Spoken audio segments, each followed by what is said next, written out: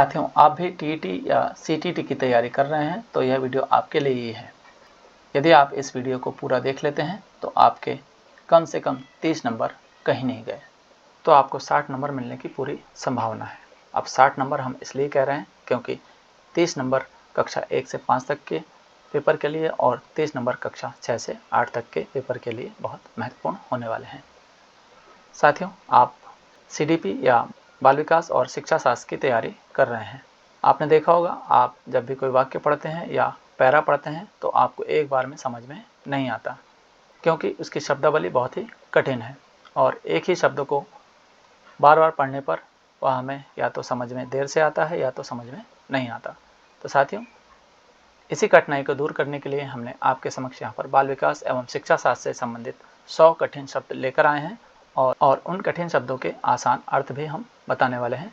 साथियों, यदि आपने इन कठिन शब्दों को जान लिया या समझ लिया तो आपको सीडीपी या बाल विकास और शिक्षा शास्त्र को पढ़ने में बहुत आसानी जाएगी और बाल विकास या शिक्षा शास्त्र को पढ़ने में बहुत आसानी होगी। और यदि आप आसानी से उसे पढ़कर समझ लेते हैं तो उसके उत्तर करने में भी आपको बहुत ही आसानी हो सकती है। तो साथियों, देर न करते हुए चलिए शुरू करते हैं। साथियों, शुरू करने से पहले यदि आपने हमारे चैनल को सब्सक्राइब नहीं किया है तो हमारे चैनल को सब्सक्राइब कर लें ताकि इसी प्रकार के वीडियोज़ आप तक पहुंचते रहें। साथियों, आप यहां पर देख रहे हैं, यहां पर एक तालिका बनी है जिसमें क्रमांक, कठिन शब्द और आसान इसके अर्थ लिखे हुए हैं। हम सिर्फ कठिन शब्द और उसके आसान अर्थ आपको बताने वाले हैं ताकि हमारा वीडियो लंबा ना हो। यहाँ पर देख सकते हैं, अधिगम इसका अर्थ होता है सीखना। शिक्षा शास्त्र जिसे हम पेडागोजी बोलते हैं, पढ़ाने की कला। संज्ञानात्मक विकास इसका अर्थ होता है सोचने समझने का विकास। संवेगात्मक विकास यानी भावनाओं का विकास। सामाजिकरण, समाज के अनुसार व्यवहार सीखना। अभिप्रेरणा इसका अर्थ होता है मोटिवेशन, कार्य करने की प्रेरणा। प्रबलन यानी रीइंफोर्समेंट, अच्छे कार्य को बढ़ावा देना। अनुबंधन जैसे हम कंडीशनिंग भी कहते हैं, आदत बनाना। परिपक्वता जैसे हम मैचुरेशन भी कहते हैं, स्वाभाविक विकास। वंशानुक्रम, हेरिडिटी, इसे हम माता पिता से मिलने वाले गुण कहते हैं। वातावरण यानी एनवायरनमेंट, आसपास का प्रभाव। रचनावाद, कंस्ट्रक्टिविज्म, स्वयं ज्ञान बनाना। समावेशी शिक्षा, सभी बच्चों को एक साथ पढ़ाना। आत्मकेंद्रिता, एगोसेंट्रिज्म, केवल अपनी दृष्टि से सोचना। अंतर्दृष्टि अधिगम जिसे इंसाइट कहा जाता है, अचानक समाधान समझ जाना। बहुबुद्धि सिद्धांत इसका अर्थ होता है कई प्रकार की बुद्धियों का होना। नैतिक विकास अर्थात सही गलत की समझ या पहचान होना। व्यक्तित्व जिसे पर्सनालिटी कहा जाता है, व्यक्तित्व का संपूर्ण व्यवहार। अंतर्मुखी जिसे हम इंट्रोवर्ट कहते हैं, कम बोलने वाला व्यक्ति। बहिर्मुखी जिसे हम एक्सट्रोवर्ट बोलते हैं, इसे हम मिलनसार व्यक्ति कहते हैं। उभयमुखी, एम्बर्ट, दोनों गुणों वाला व्यक्ति। सृजनात्मकता या क्रिएटिविटी, नया विचार पैदा करने की क्षमता।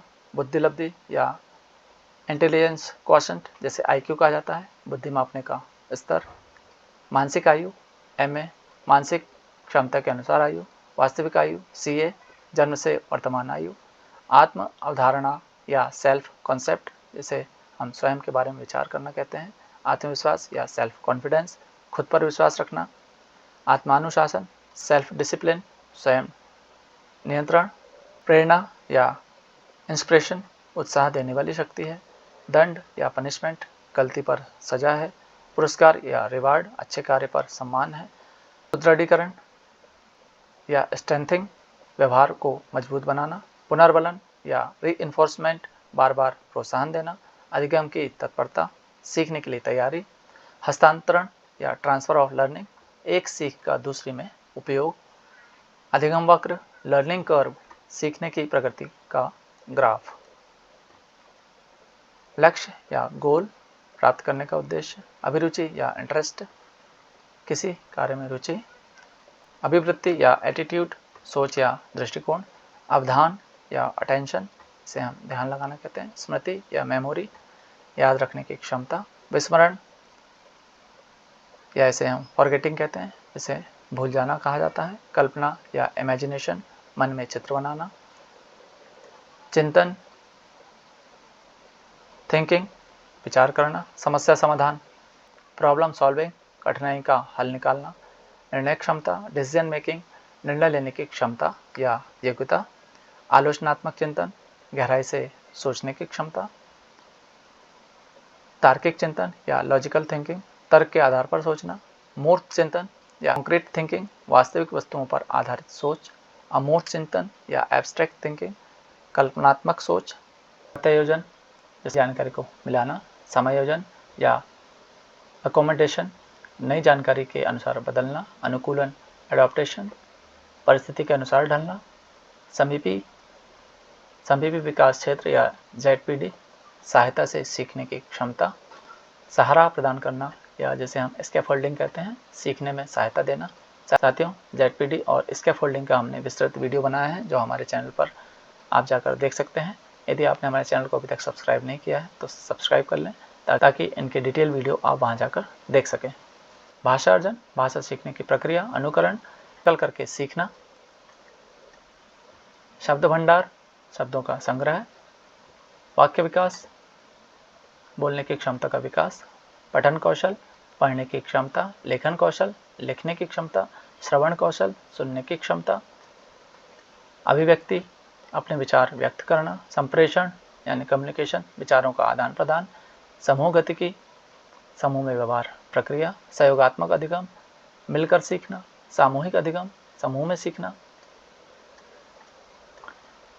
व्यक्तिगत भिन्नता, प्रत्येक बच्चे का अलग होना, विविधता, भिन्न भिन्नता, समायोजन प्रक्रिया, नई परिस्थिति में ढलना जिसे हम एडजस्टमेंट भी कहते हैं, अनुकूलन क्षमता, परिस्थिति के अनुसार बदलने की क्षमता, लचीलापन जिसे हम फ्लेक्सिबिलिटी भी कहते हैं, परिस्थिति के अनुसार ढलने की क्षमता, भावनात्मक बुद्धि, भावनाओं को समझने की क्षमता, एम्पैथी, दूसरों की भावनाओं को समझना, सहानुभूति, सिंपैथी, दूसरों के दर्द को महसूस करना, आत्मसम्मान या सेल्फ एस्टीम, अपने सम्मान का भाव रखना, आत्म प्रेरणा, सेल्फ मोटिवेशन, स्वयं से प्रेरित होना, अनुशासन या डिसिप्लिन, नियमों का पालन करना, कक्षा प्रबंधन, क्लासरूम मैनेजमेंट, कक्षा को सुव्यवस्थित रखना, लोकतांत्रिक कक्षा, डेमोक्रेटिक क्लासरूम, सभी को बोलने का अवसर देना, गतिविधि आधारित शिक्षण यानी करके सीखना, बाल केंद्रित शिक्षा, इसका अर्थ है बच्चे पर आधारित शिक्षा, शिक्षक केंद्रित शिक्षा यानी शिक्षक आधारित शिक्षा, अनुभव आत्मक शिक्षण यानी अनुभव से सीखना,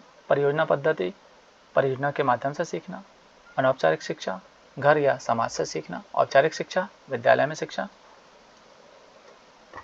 औपचारिक शिक्षा यानी विद्यालय में सीखना, गैर औपचारिक शिक्षा यानी लचीली शिक्षा व्यवस्था, सतत एवं व्यापक मूल्यांकन, CC लगातार संपूर्ण मूल्यांकन, प्रारूपिक मूल्यांकन, सीखते समय मूल्यांकन, समष्टिगत मूल्यांकन, अंत में मूल्यांकन, निदानात्मक परीक्षण यानी कमजोरी पहचानने वाला टेस्ट, उपचारात्मक शिक्षण यानी कमजोरी दूर करने वाला शिक्षण, प्रतिभाशाली बालक यानी गिफ्टेड चाइल्ड जिसे हम बहुत तेज बच्चा बोलते हैं, मंदबुद्धि बालक, मेंटली चैलेंज्ड चाइल्ड जिसे धीमी गति से सीखने वाला बच्चा कहा जाता है, अधिगम अक्षमता यानी लर्निंग डिसेबिलिटी, सीखने में कठिनाई,